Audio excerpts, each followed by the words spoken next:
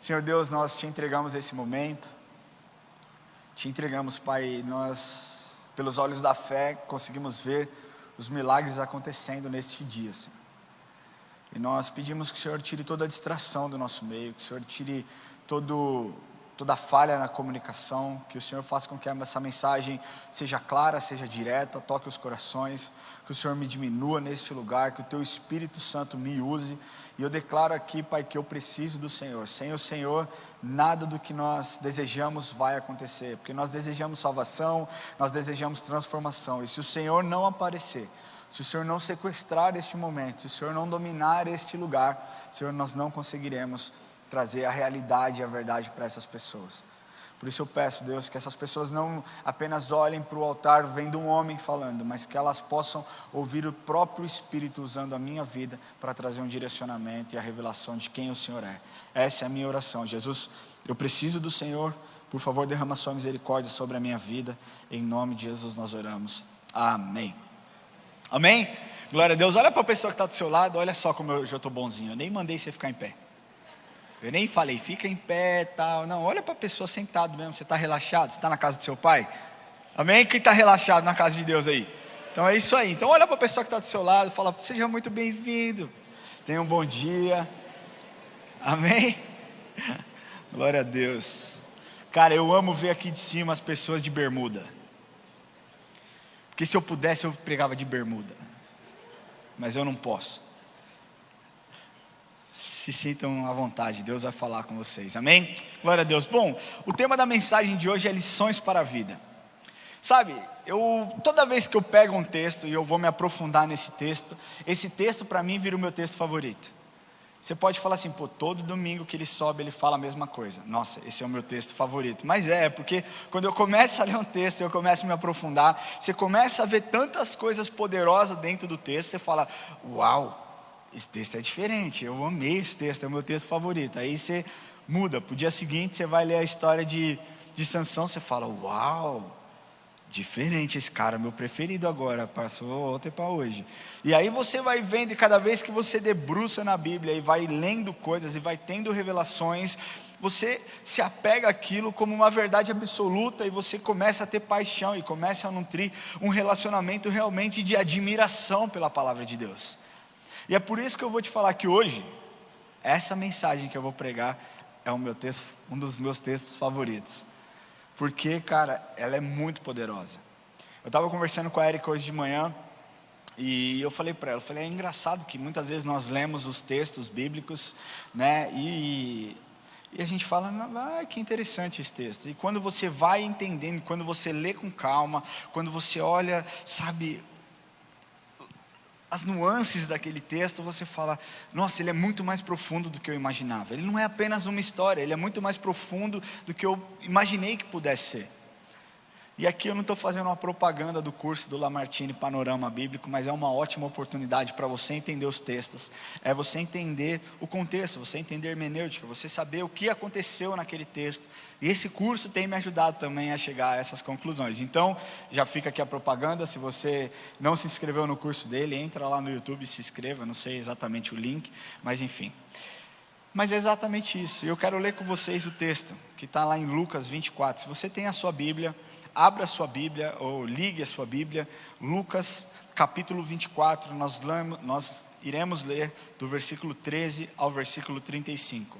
Muito provavelmente você já leu essa história, muito provavelmente você já ouviu essa história, muito provavelmente você já cantou essa história, mas hoje nós aprofundaremos um pouquinho mais aqui, e eu tenho certeza que se você se atentar aos sinais, se você se atentar àquilo que Deus quer falar, esse texto tem lições poderosas que podem transformar a sua vida. Amém? Quantos abriram ou ligaram a sua Bíblia? Lucas capítulo 24, de 13 a 35. É importante você entender que pouco antes Jesus havia sido crucificado, Jesus havia sido morto naquele lugar, e aqueles 2 discípulos caminhavam então para uma cidade chamada Emaús, tá? Então vamos ler aqui, olha só o que diz. A partir do versículo 13. Naquele mesmo dia, 2 deles estavam a caminho para uma aldeia chamada Emaús, distante de Jerusalém 60 estádios. Isso dá aproximadamente 10 quilômetros, tá? E iam conversando a respeito de todas as coisas sucedidas. Aconteceu que, enquanto conversavam e discutiam, o próprio Jesus se aproximou e ia com eles. Os seus olhos, porém, estavam como que impedidos de o reconhecer. Então lhes perguntou Jesus: que é isso que vos preocupa e de que ides tratando à medida que caminhais? E eles pararam entristecidos. Um, porém, chamado Cleopas, respondeu dizendo: és o único, porventura, que, tendo estado em Jerusalém, ignora as ocorrências desses últimos dias? Jesus lhe perguntou: quais ocorrências? E explicaram: o que aconteceu a Jesus, o Nazareno, que era um varão profeta, poderoso em obras e palavras, diante de Deus e de todo o povo, e como os principais sacerdotes e as nossas autoridades o entregaram para ser condenado à morte e o crucificaram. Ora, nós esperávamos que fosse ele quem havia de redimir a Israel. Mas depois de tudo isso, já esse o terceiro dia desde que tais coisas sucederam. É verdade também que algumas mulheres das que conosco estavam nos surpreenderam, tendo ido de madrugada ao túmulo, e não achando o corpo de Jesus, voltaram dizendo terem tido uma visão de anjos, os quais afirmaram que ele vive.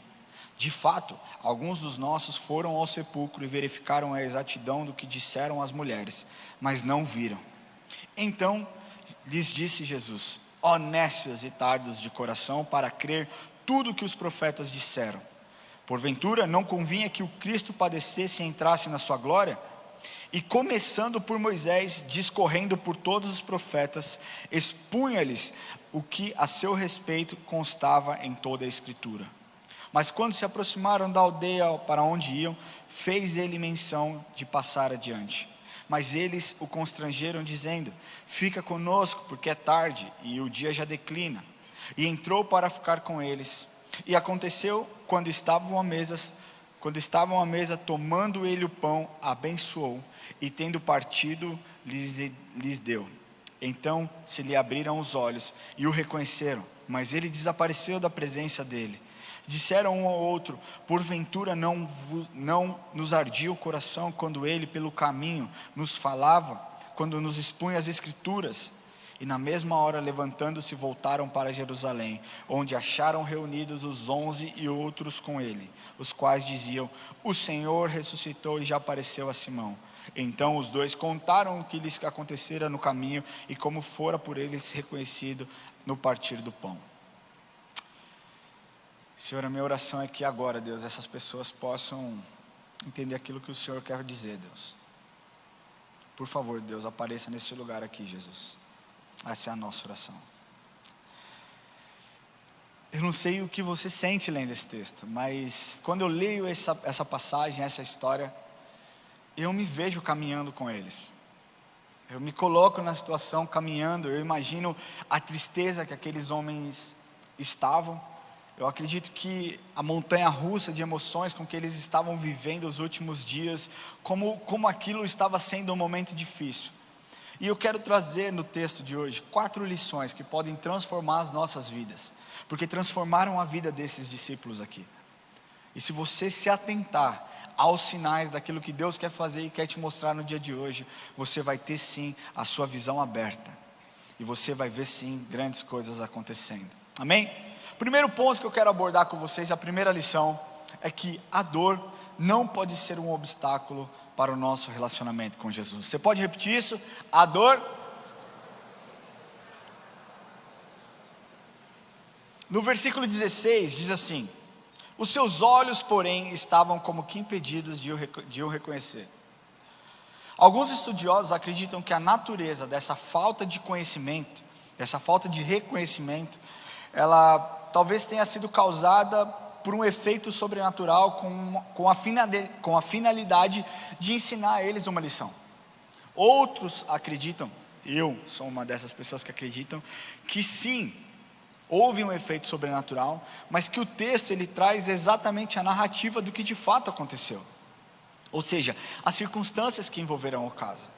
né? Aqueles homens estavam tristes, estavam chateados, estavam realmente machucados, porque eles criam no Jesus que havia de restaurar o povo, de redimir o povo, e então, num piscar de olhos, Jesus é crucificado, e Jesus simplesmente não cumpre o que eles acreditavam que precisaria acontecer.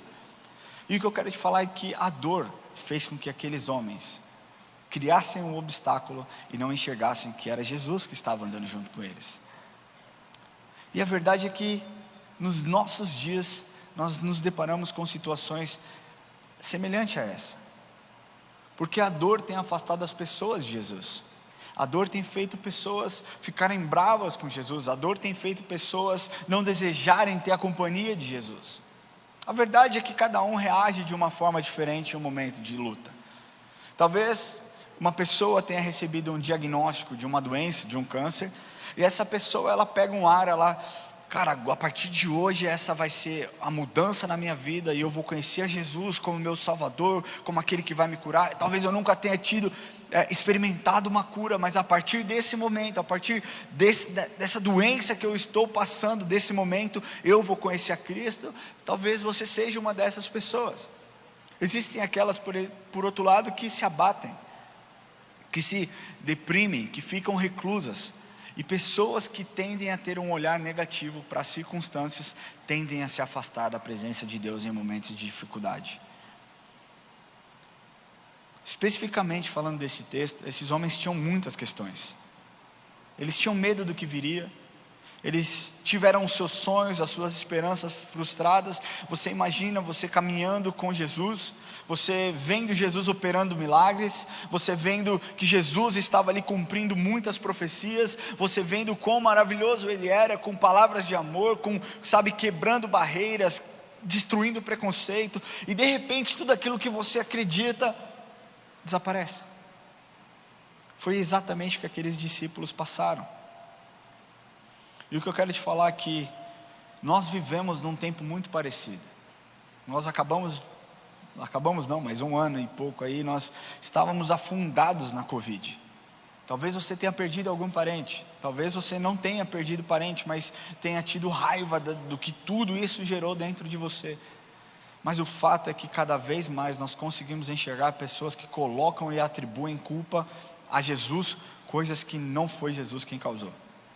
As pessoas, ao invés, no momento de luta, de dor, de dificuldade, ao invés delas correrem para Jesus, elas correm de Jesus. E o que eu quero te dizer é que nosso papel é nós nos lembrarmos também essas pessoas que Ele continua sendo fiel, mesmo em meio aos seus obstáculos e às suas lutas. A natureza de Jesus não muda, o caráter de Jesus não muda.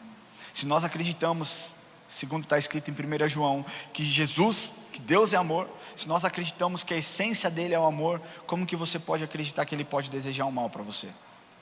Eu quero te falar que Jesus não é o problema da humanidade, Ele é a solução da humanidade. Amém?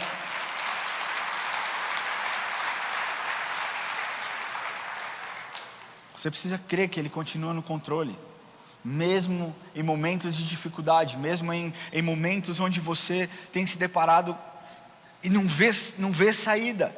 Ele continua no controle, Ele continua sendo bom, Ele continua sendo Deus, e nada muda a sua característica, nada muda o seu DNA, nada muda quem Ele é. Independente do que venha, você precisa entender que Ele continua sendo um bom Deus. Talvez você fale para mim: Ramon, é muito fácil para você falar porque você não sabe a dificuldade que eu vivo, você não sabe as lutas que eu enfrento, você não sabe o que me aconteceu, você não sabe o que me ocorreu, você não sabe a minha história. Eu realmente não sei, mas eu sei que Ele sabe. E o que Ele diz que vós que sois maus, sabeis dar coisas boas aos seus filhos, quanto mais eu que sou o seu Pai. Eu sei que Jesus Cristo, Ele te ama. Eu sei que Deus, Ele te ama tanto que entregou o seu único Filho para que você pudesse ter salvação. E eu sei que quando você caminha com Jesus, Ele abre as portas, Ele revela quem Ele é. E então você, em um momento de dificuldade, vai poder perceber que você não está sozinho, mas que Ele está com você, que Ele está te empoderando para viver esse momento e experimentar milagres acontecendo. Amém? Mas como que eu faço com que a dor não seja um obstáculo no meu relacionamento com Jesus. E aqui eu entro no meu segundo ponto: não perdendo a sua esperança.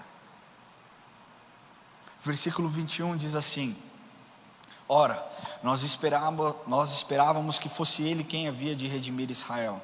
Mas depois de tudo isso, é já este o terceiro dia desde que tais coisas sucederam. A esperança daquele povo de que Cristo ia restaurar o trono de Davi, ela simplesmente quebrou quando eles se depararam com a rocha no sepulcro.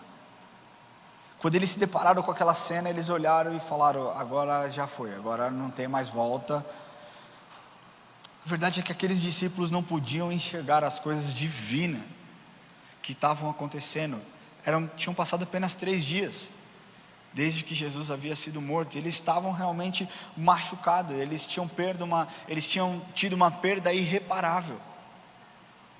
E isso também acontece nos dias atuais, quando nós não conseguimos enxergar que, mesmo o tempo passando, Deus continua no controle. As pessoas têm perdido a esperança na vida porque as coisas não têm acontecido. As pessoas têm perdido a esperança em Cristo porque as coisas não têm acontecido conforme você talvez tenha pedido. Deixa eu te falar uma coisa: o relógio de Deus não é como o nosso relógio, não funciona na mesma batida. O que eu quero te falar: não perca a esperança. Talvez a situação te diga o contrário, mas o que eu quero te dizer é: não perca a esperança.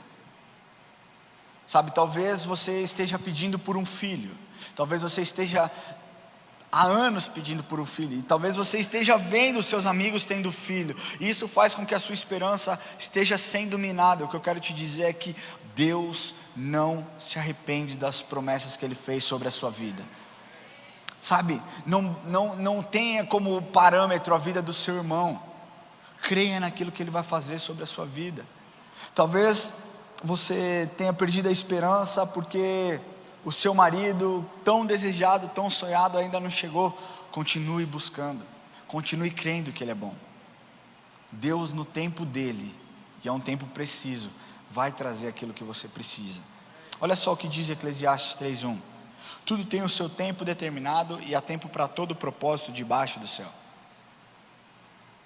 A oração de Moisés, lá no Salmo 90, versículo 4, diz assim: por 1000 anos aos teus olhos são como o dia de ontem. Ou seja, isso aqui mostra claramente que o tempo de Deus é diferente do nosso tempo. Homens de Deus, heróis da fé, tiveram que esperar o tempo de Deus para que as promessas se cumprissem, não puderam perder a sua esperança.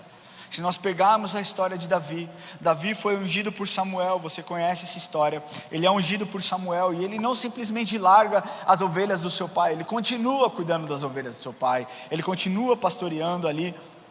Quando então o seu pai Jessé pede para que ele leve um lanche para os seus irmãos lá no vale de Elá, e ele se depara com aquele filisteu gigante insultando o Deus de Israel. E então ali ele se levanta com coragem, com ousadia, sabe, não olhando talvez os benefícios que ele tenha tido, mas que ele pudesse ter, porque Saul prometeu benefícios, mas não olhando os benefícios que ele pudesse ter, mas olhando, cara, que ele precisava se posicionar perante aquele homem que estava afrontando o Deus vivo. E foi exatamente o que aconteceu. Ele se posiciona, ele derrota Golias, e ele começa então a estar mais próximo de Saul. Ele ia para a casa de Saul, ele tocava harpa quando Saul estava lá sendo atormentado por espíritos maus. E quando ele se torna rei, quando ele está próximo daquele lugar, na verdade quando ele se torna rei não, quando ele está mais próximo, Saul começa a perseguir Davi. E Davi poderia dar todas as desculpas possíveis para desistir. Davi poderia dar todas as desculpas que você imagina para falar: isso não está certo, essa profecia desse homem chamado Samuel foi uma furada, não deu certo. Mas ele perseverou, ele continuou, ele se manteve obediente, ele se manteve com o coração em Jesus, em Deus. Então um dia foi coroado rei de Israel. Se nós pegarmos a história de José, a mesma coisa. José tinha tido um sonho onde os seus irmãos se prostravam diante dele. Seus irmãos ficam com tanta raiva que decidem vender José. E José então é vendido por uma caravana midianita, é levado, começa a trabalhar na casa de Potifar. E deixa eu te falar uma coisa: todos esses cenários, se você olhar aos olhos humanos, se você se colocar no lugar, talvez você pense: eu teria desistido, Eu talvez não tivesse tanta força para lutar. José lutou, se tornou um homem importante, até que a mulher de Potifar inventa uma mentira, dizendo que José tinha dado em cima dela e toda aquela história, e José é colocado na prisão, mais uma vez injustamente. E o que eu quero te falar é que José não desistiu. O mesmo Deus que deu o dom de sonhos e visão para um futuro para José, foi o Deus que deu o dom da revelação. Isso fez com que José fosse levantado por conta de revelar um sonho do rei, 13 anos depois de ser vendido, e se tornou o segundo homem do Egito. E o que eu quero te falar, meu querido, é aquilo que Paulo diz em Romanos 8, 24 e 25, porque diz assim: porque na esperança fomos salvos. Ora, a esperança que se vê não é a esperança, pois o que alguém vê, como a espera? Mas se esperarmos o que não vemos, com paciência o aguardamos. Esse tipo de esperança que Paulo fala aqui, ela tem a sua fundação em Deus. Quando a nossa esperança está em Deus, nós precisamos reconhecer que mesmo em meio à dor, Deus está fazendo algo. Você pode falar isso? Mesmo em meio à dor, Deus está fazendo algo. Essa esperança é você visualizar o resultado daquilo que Ele está fazendo, enxergar o dia em que você vai ter superado todo esse trauma, toda essa dor que você tem vivido, mesmo que aos olhos humanos você não consiga enxergar. Você precisa perseverar, mesmo que estiver doendo, mesmo talvez você se sentindo frustrado, persevere, mesmo talvez você se sentindo desamparado, persevere. Sabe por quê? Porque a perseverança é o combustível dos vencedores. Não existe homem que teve vitória que não perseverou. Nós estamos numa igreja aqui, que está fazendo 34 anos esse ano. Você está sentado numa cadeira, ouvindo uma mensagem num lugar tão lindo como esse, porque um homem e uma mulher decidiram perseverar, mesmo no meio de dificuldades, quando eles começaram o ministério. Você precisa perseverar.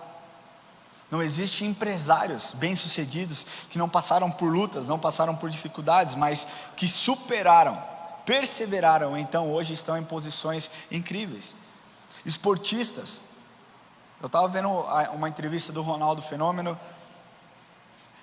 ele contando que quando ele machucou o joelho em 2001, 2002, o médico disse: cara, esquece, você fique muito feliz e se dê por satisfeito se você voltar a andar, conseguir subir uma escada. E ele então decidiu ir fazer um tratamento, eu não lembro exatamente no lugar, que era um tratamento específico para esquiadores. E ele não conseguia, o joelho dele, se eu não me engano, uma angulação era 5 graus, e a nossa angulação geralmente do joelho é 95 graus, para você conseguir subir uma escada. E ele disse que ele começou a fazer esse tratamento por conta, começou a perseverar, e ele falou: doía tanto que toda vez que eu saía eu chorava de dor. Toda vez que eu saía desse tratamento, eu me debulhava, eu me acabava de chorar porque doía demais. Mas sabe o que aconteceu? No ano de 2002, ele ganhou uma Copa do Mundo para o Brasil. Por quê? Porque ele perseverou, ele não desistiu em meio às suas dificuldades. E o que eu quero te falar é que você precisa perseverar. Talvez a sua promoção esteja demorando um pouquinho. Persevere. Continue sendo a melhor versão que você pode ser dentro da sua empresa. Continue dando exemplo. Continue a entregar mais do que é pedido para você. Sabe, talvez o seu marido tão sonhado, ou a sua esposa tão sonhada esteja demorando. Continue se guardando. Continue guardando o seu coração. Continue guardando a sua pureza. Continue sendo instrumento de Deus para transformação na vida de pessoas, que no momento oportuno Deus vai trazer a pessoa certa. Talvez o seu filho tão desejado esteja demorando. Continue crendo na promessa de Deus na sua vida, porque não existe um jeito de nós progredirmos e perseverarmos se nós não estivermos conectados com Deus, para Ele nos dar força em um momento de dificuldade. E existe a melhor forma de não perder a esperança. Um jeito de você não perder a esperança é você se apegar na promessa que Ele te fez. E aqui eu entro no meu terceiro ponto. Lembre-se da promessa, lembre-se da profecia. No versículo 25 e 26 diz assim: então lhes disse Jesus: ó nécios e tardos de coração para crer tudo que os profetas disseram. Porventura não convinha que o Cristo padecesse e entrasse na sua glória? Nessa palavra aqui, nécio, significa insensato, tolo, né? Tardos significa lento, né? de demora para compreender. O que Jesus lembra ou relembra esses homens é que era preciso que Jesus padecesse, passasse por tudo o que ele passou. E Jesus explica para eles. Você pensa que, cara, Jesus começou com Moisés, explicou todos os profetas do Velho Testamento. Eles caminharam 10 quilômetros, então você imagina que eles ficaram ali durante muito tempo ouvindo o que Jesus estava dizendo, o que Jesus estava ensinando para eles. E o que Jesus queria ensiná-los ou lembrá-los é que tanto Jesus que viveu como que sofreu eram em decorrências de acordo, na verdade, com a história daquilo que os profetas tinham preditos.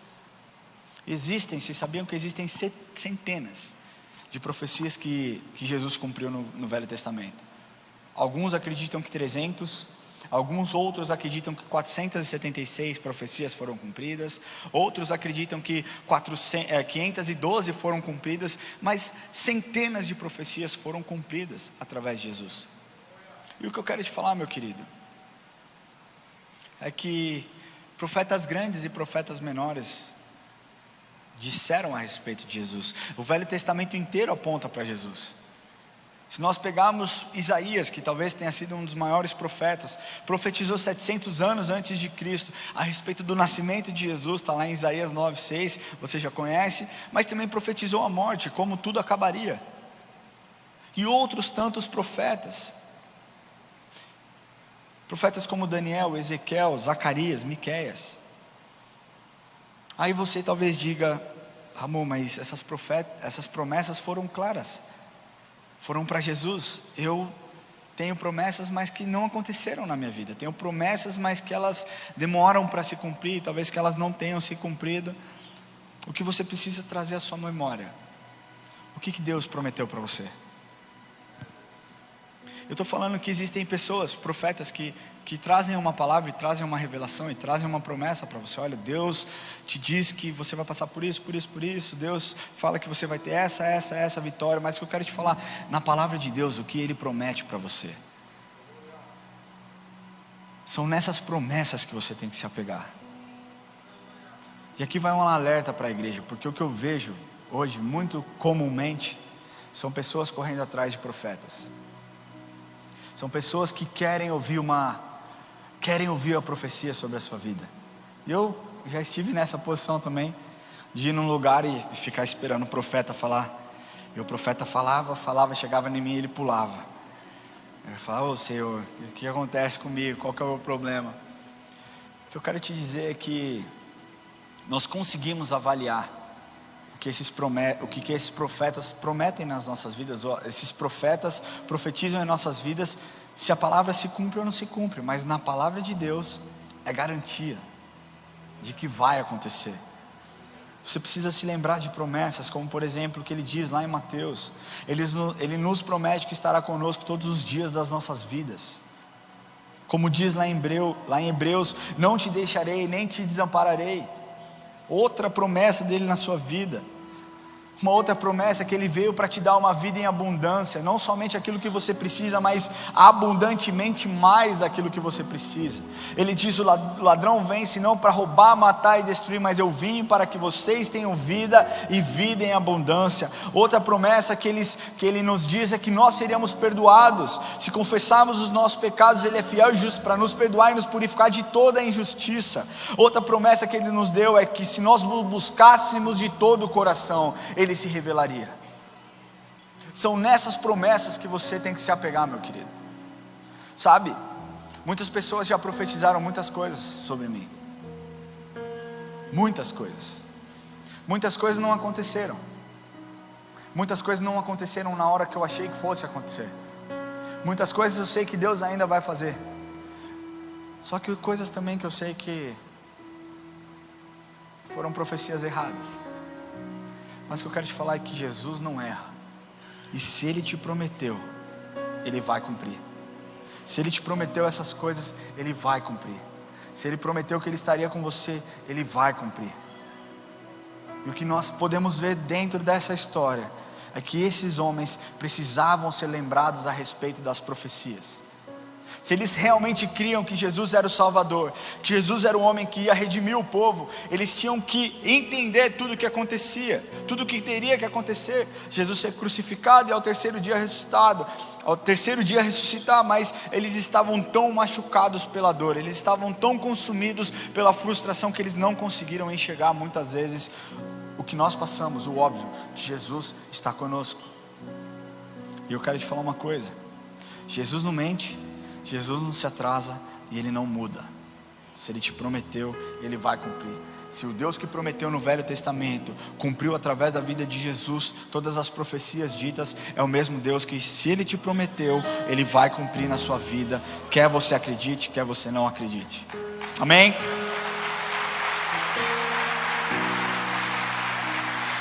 E o último ponto que eu quero trazer para vocês é que Jesus se revela, mas nós precisamos convidá-lo a entrar. E talvez essa seja a mensagem mais forte do dia de hoje. Versículo 18 diz assim: quando se aproximaram da aldeia para onde iam, fez ele menção de passar adiante, mas eles o constrangeram dizendo: fica conosco porque é tarde e o dia já declina. E Jesus entrou para ficar com eles. Aqueles discípulos muito provavelmente estavam voltando para sua casa, para sua base. Alguns teólogos acreditam que era como é que era o nome do rapaz? Cleopas. E o outro era filho dele. E a verdade é que eles tinham uma base. Aquele lugar, eles estavam voltando para uma casa. A casa tinha suprimento, a casa tinha, eles tinham liberdade de entrar. Então provavelmente era a base deles, era naquele lugar. E eles convidam então Jesus para permanecer.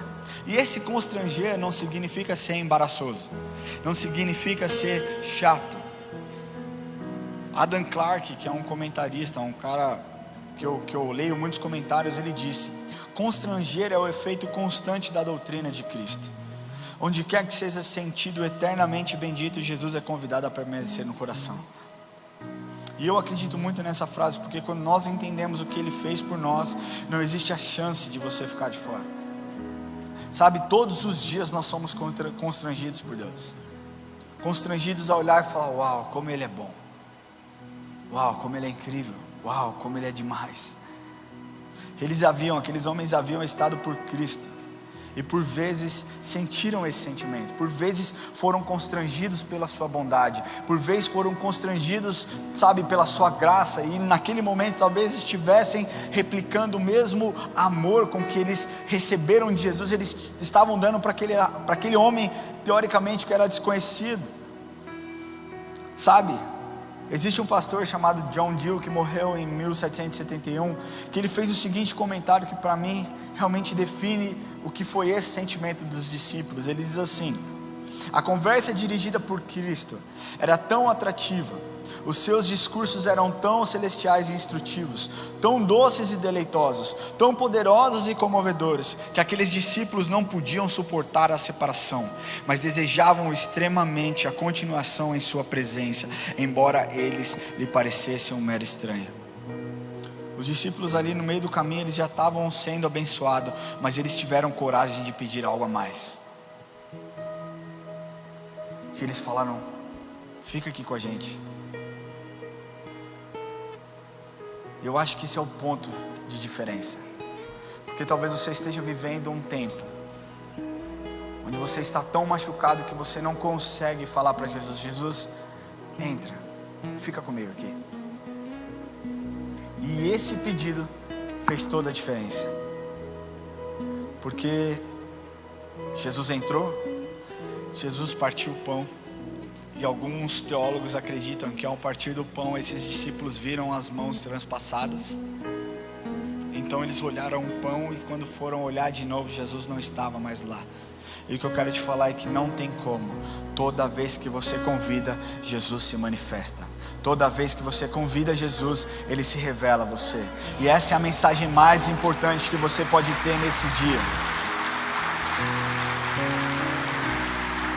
Não importa o tamanho da sua dor, se você chamar, Ele vai se revelar para você. E eu queria pedir que você fechasse seus olhos.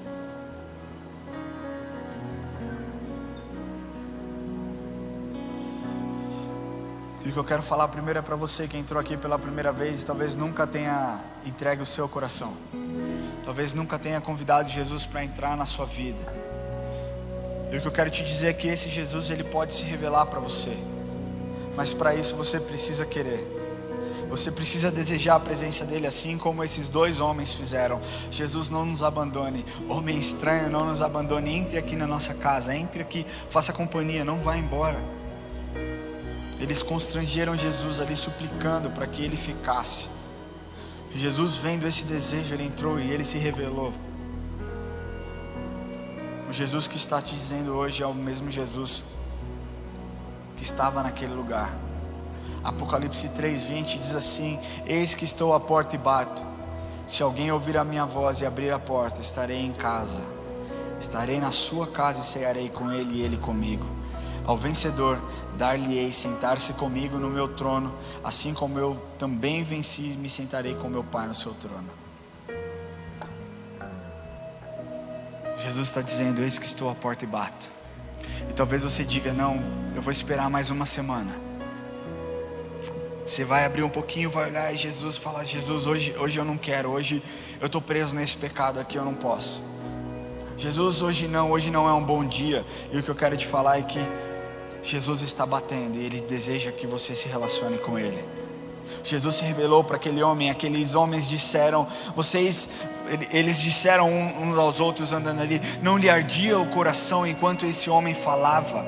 E talvez essa mensagem tenha ardido no seu coração, esteja gerando algo em você, porque esse Jesus que se revelou para esses dois homens, também está se revelando para você no dia de hoje. Mas para que você realmente tenha um relacionamento profundo e a revelação de quem Ele é, você precisa fazer como eles fizeram e dizer: Senhor, vem morar aqui, entra na minha casa, entra no meu coração.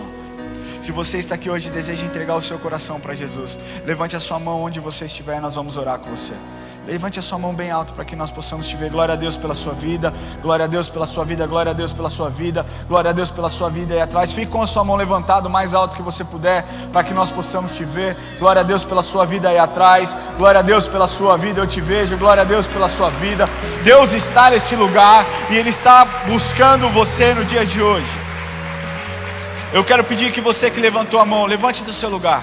A igreja está de olhos fechados, não se preocupe, ninguém vai te olhar. Mas você que deseja entregar o seu coração para Jesus, levante do seu lugar onde você está, e nós oraremos por você agora.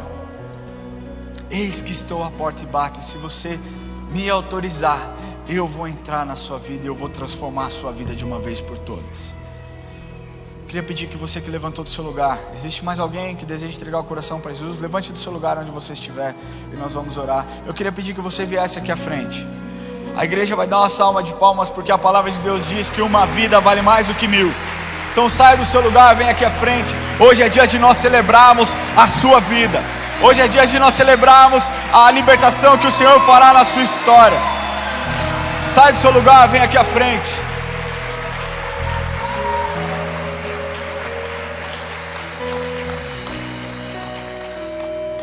A perseverança é o combustível dos vencedores. Se você perseverar, você vai encontrar um Jesus verdadeiro, um Jesus que te ama, um Jesus que te deseja. Saia do seu lugar. Eu sinto que existem mais pessoas que desejam entregar o coração para Jesus. Simplesmente levanta do seu lugar, meu querido. Não fica racionalizando muito não. Vem nesse lugar, venha para o altar do Senhor aqui, porque Deus vai falar com você onde quer que você esteja. Se você está nos assistindo online e deseja fazer essa oração, coloque a mão no seu coração. Nós vamos orar. Glória a Deus pela sua vida, jovem. Pode vir aqui à frente.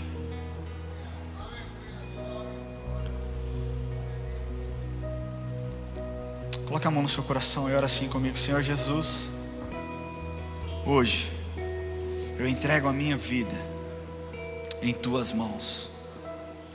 Eu confesso que o Senhor é o meu Senhor e o meu Salvador. Jesus Cristo, eu declaro que o Senhor é o Rei da minha vida. E eu peço que o Senhor escreva o meu nome no livro da vida, em nome de Jesus. Glória a Deus.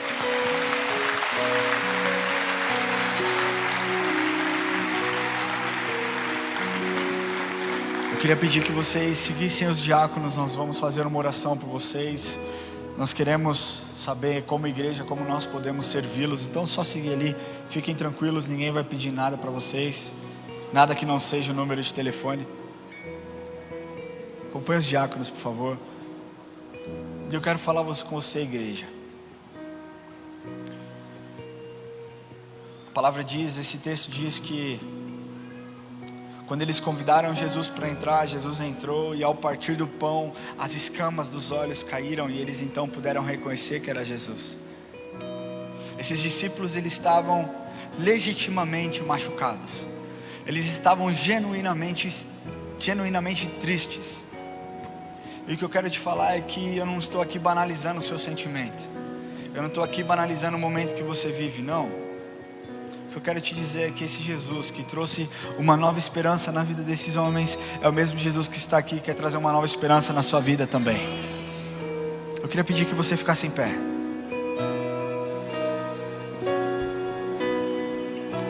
E talvez você deseje que Jesus se revele para você. Talvez você deseje que Jesus tire as escamas dos seus olhos, que os seus olhos possam ser abertos. Mas eu quero te falar que mais do que isso, o que você precisa decidir é arrumar a sua casa, é preparar o seu coração, sabe, é estar forte, é estar bonito, é estar cheiroso, para que você se relacione com Jesus de forma genuína, poderosa, verdadeira e pura.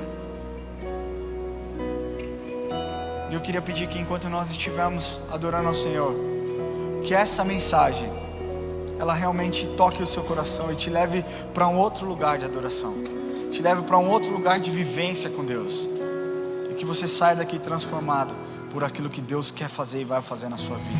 Nós estamos vivendo uma temporada no Brasil, onde o inimigo tem um plano de cegueira espiritual para a igreja e para aqueles que estão em Cristo. E eu sinto no meu espírito que existe uma grande luta espiritual nesse momento, diante dessa ministração, onde Deus ministrou um momento onde os discípulos que estavam com seus olhos bloqueados tiveram a revelação, os seus olhos abertos espirituais para verem que eles não estavam ao lado de um homem que conhecia a palavra, que conhecia as escrituras, que conhecia o que os profetas falaram, mas eles estavam na presença do Deus vivo, ressurreto. Existe um mover sim de cegueira, porém o Espírito te diz: todo aquele que me buscar verdadeiramente terá os seus olhos abertos. Por isso, se você ainda está da mesma maneira que você entrou, sonde o seu coração. Você está indo embora, você está agora da mesma maneira que você entrou. Aqueles homens estavam tristes voltando para casa, para sua aldeia, porque a sua esperança tinha acabado. Eles criam que aquele Messias, possível Messias, tinha morrido. E eu não sei o que você está vivendo, mas eu sei a temporada do meu país. Os cristãos estão sendo testados pelo inimigo para perderem as suas esperanças por causa da política, por causa de escândalos da igreja cristã, por causa de maus exemplos cristãos. Mas eu vou te dizer, nós estamos aqui levantados porque quem caminha conosco é Jesus, e Jesus permanece conosco, e Ele nos lembra da profecia, Ele lembra quem é o Rei do Brasil, Ele lembra o porquê somos igreja.